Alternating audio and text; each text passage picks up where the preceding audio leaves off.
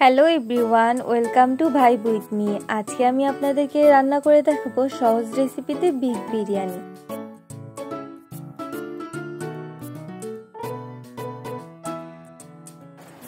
রেসিপিটি রান্নার জন্য প্রথমে আমি গরুর মাংস খুব ভালো করে ধুয়ে পরিষ্কার করে নিয়েছি।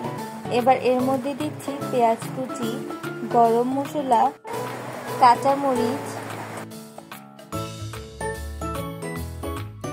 সরিষা তেল,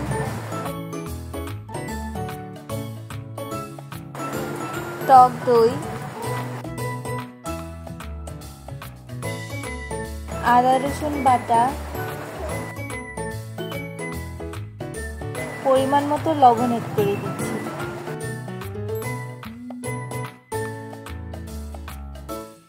আর দিচ্ছি হোমমেড বিরিয়ানি মশলা।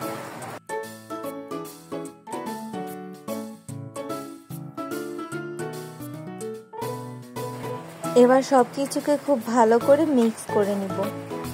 চাইলে এটাকে ম্যারিনেট করে কিছুক্ষণ রেখে দেওয়া যাবে।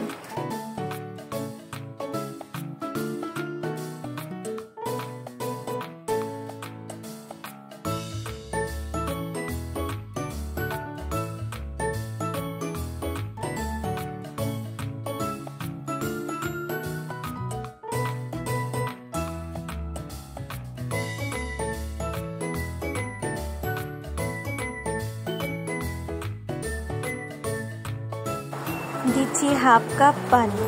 পানিটা দিয়ে আবারও খুব ভালো করে মিক্স করে নিব। তেহারি বিভিন্নভাবে রান্না করা যায়। চাইলে আপনি কষিয়ে রান্না করতে পারেন অথবা ম্যারিনেট করে রেখেও রান্না করতে পারেন।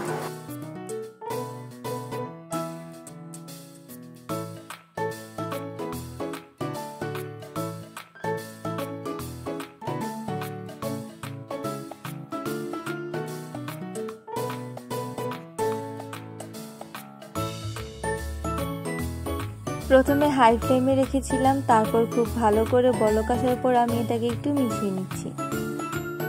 তারপর চুলার আঁচটা একেবারে কমিয়ে দিব, অর্থাৎ মিডিয়াম থেকে অনেক লো হিটে রান্না করে নিব ঘড়ি ধরে 1 ঘন্টা। 1 ঘন্টা রান্না করলে এটা মাংসটা একদম সিদ্ধ হয়ে যাবে।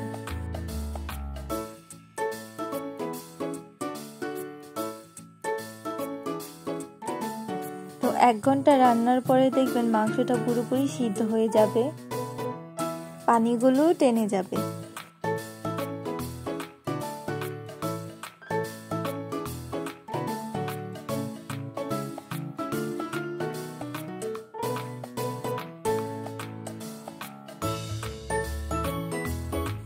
তারপর এখানে অ্যাড করে দিচ্ছি ধুয়ে রাখা পোলাও চাল। পোলাও চালটাকে ভালো করে মিশিয়ে নিব।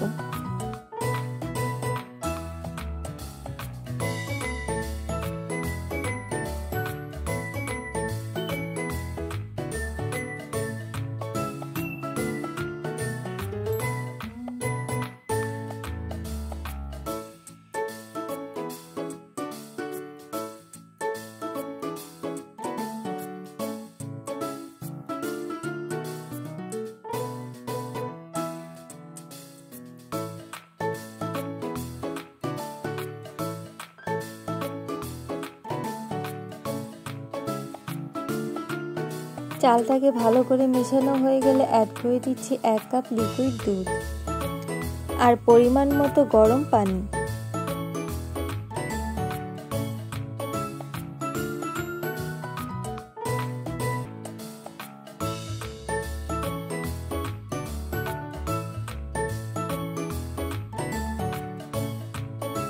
স্বাদ মতো লবণ দিয়ে দিচ্ছি আর দিয়ে দিচ্ছি 4-5টা আস্ত কাঁচামরিচ।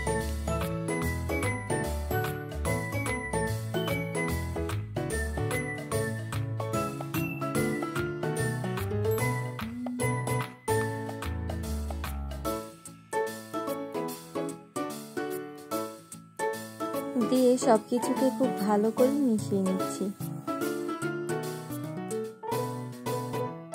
এ পর্যায়ে কিন্তু চুলার আঁচটা একদম হাই আছে। এটাকে হাই ফ্লেমে রান্না করব পানি দেওয়ার পর, একদম পানি টেনে যাওয়া পর্যন্ত। পানি টেনে গেলে চুলার আঁচটা একেবারে কমিয়ে দিতে হবে, অর্থাৎ দমে বসিয়ে রাখতে হবে।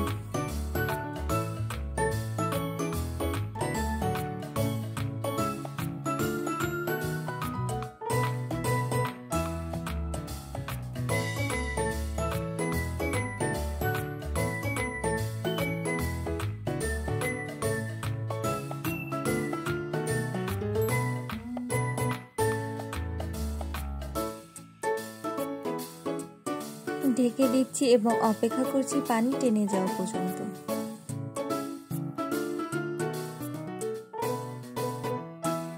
পানি টেনে যাওয়ার পর কিন্তু চুলার আঁচটা একেবারে দমে রেখে দিয়েছিলাম।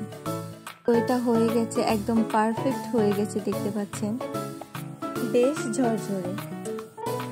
এ পর্যায়ে কিন্তু আমি আরো কিছুক্ষণ এটাকে চুলার উপরে রাখবো, কারণ এটা যত বেশি সময় ধরে আপনি চুলার উপরে রাখবেন এই তেহারিটা খেতে কিন্তু ততই বেশি মজার হবে। আমি চেষ্টা করেছি খুব অল্প সময়ে আপনাদেরকে খুব সহজভাবে পারফেক্ট তেহারি রান্না করে দেখাতে।